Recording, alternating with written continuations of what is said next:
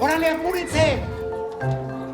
Yo no voy a decidir lo que van a aprender. Eso lo van a decidir ustedes. Puede ser lo que sea, ¿eh? Lo que sea. Pero ¿cómo vamos a sacar buenas calificaciones?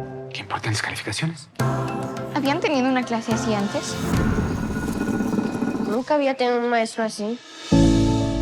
Señor Juárez, este lugar. A nadie le importa un carajo lo que pasa aquí. Usted pidió venir aquí. ¿Para qué? Pues, solo quería probar algo distinto. No vaya a patear el avispero, ¿ok? No, ¿cómo cree que? No. ¿Pero odia la escuela? ¿Qué pasó? Hay un profesor que él hace las cosas diferentes. No son bancas, son botes salvavidas. ¡Sálvenlo! ¡Vamos! ¿Qué va a hacer después? ¿Convertir el patio en un salón de clases?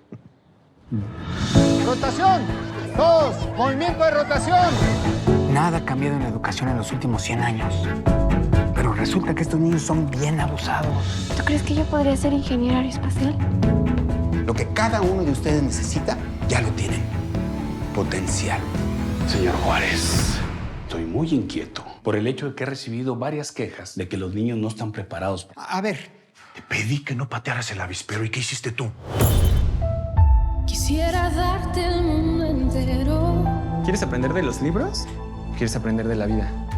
La luna, el cielo, el sol y el mar. Usted manda a estos niños disparados como cohetes al espacio, metiéndole todas esas ideas en la cabeza, Regalarte las estrellas.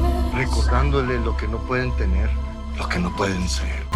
En una caja de cristal. No, te lo suplico, no la abras. tienes que decidir qué dirección quieres que siga tu vida. Llevarte al espacio sideral. No importa cuánta tierra nos avienten. A mí dígame lo que quiera, pero no tiene por qué hablarle así a los niños.